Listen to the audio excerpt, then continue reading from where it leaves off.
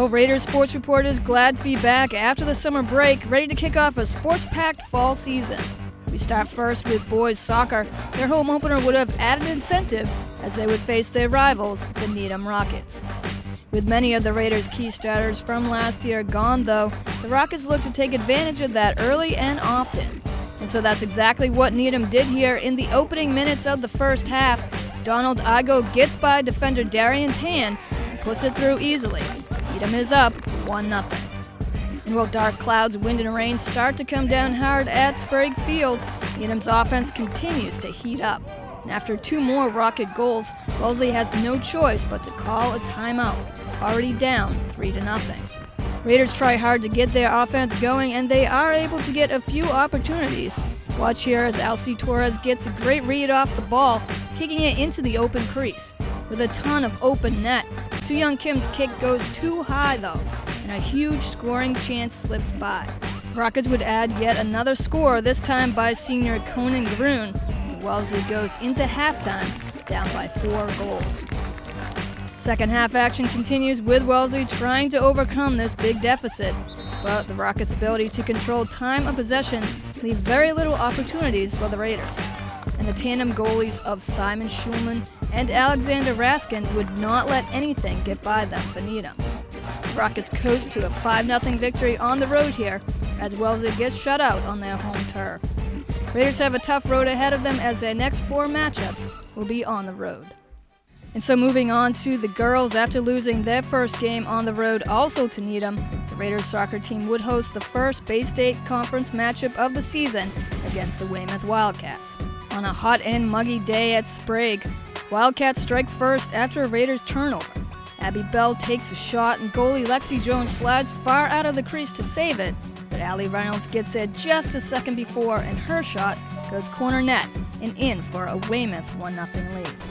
That 1-goal lead would remain the same for most of the opening half until this great play by Wellesley as Michaela Webb's booming kick from out deep sails high past everyone except the net.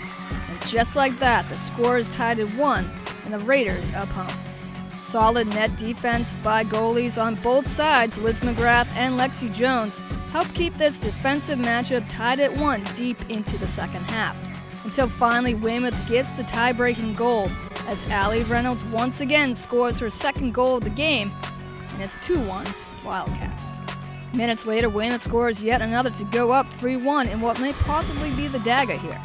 But the Raiders do not throw in the towel just yet. And with just under a minute to go, Izzy Hartnett's corner kick lands inside the crease.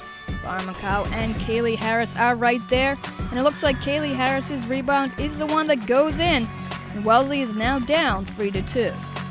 But with only seconds to spare, the final whistle blows, and time runs out on this one as the Raiders lose a tough one here at home, fighting their way back but falling just short. The Wildcats barely escape with this one. The final score, Weymouth 3, Wellesley 2.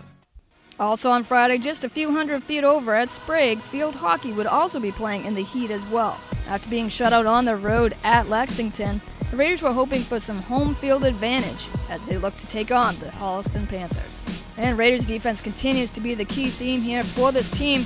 This year with seniors Sarah Goss, Madison Guifrey, and Diana Katis-Karras leading the way. So the game is scoreless here until Madison Guifrey's slap shot goes just wide, but Caroline Bradley is right there for the putback, and Wellesley goes up 1-0. Holliston as a team has their work cut out for them all game as Raiders defense smothers them. And a solid performance in net yet again by goalie Diana Katis-Karras stands in their way. Later, still up 1-0 in the second half on a corner penalty shot, the ball goes to Sarah Goff.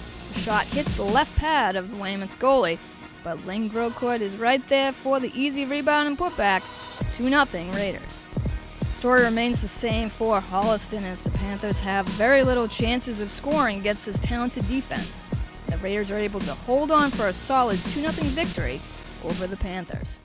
And so we finish off this sports week with girls volleyball as they also played host to the Weymouth Wildcats. Wellesley gets right to work. Back and forth we go in the first set. Raiders up 14-12. As they start to pull away here, back-to-back serves by Jessie Sawyer makes it 16-12 Wellesley, and a timeout is taken by Wildcats. Raiders win the first set, 25-18. Next two sets, though, belong to Weymouth as they run away with the second game, winning 25-12. But the third set proves to be much tougher for Weymouth as both sides deliver with aces back and forth to the point that it's only 24-23 Wildcats clinging to a 1-point lead. But coming out of a timeout, the Wildcats get the final point here and lead it 2-1. Fourth game here could be the Raiders' last shot down by a game. This is when Wellesley steps it up. Not wanting to throw in the towel just yet, the Raiders answer with each Wildcat shot, until finally Captain Rachel Cohen's putback lands perfectly between two Weymouth players. The Raiders fight to stay alive here, winning 25-21. And we go to the fifth and final set, all tied up at 2 apiece. The first team to 15 wins this one. With Weymouth quickly building a 6-3 lead, Wellesley shows some clutch resilience by fighting back. After tying it up at 7, Raiders go up by 1 point on this play, forcing a timeout. And the Raiders never look back here as they win this one 15-12 in an exciting come-from-behind victory over the Wildcats. Wellesley wins this intense matchup 3-2 over Weymouth. Well, that's it for Wellesley Sports this week. Hope you enjoyed watching. More Raider action comes your way right here on Raider Sports Report. Until next time, I'm Rebecca Karen.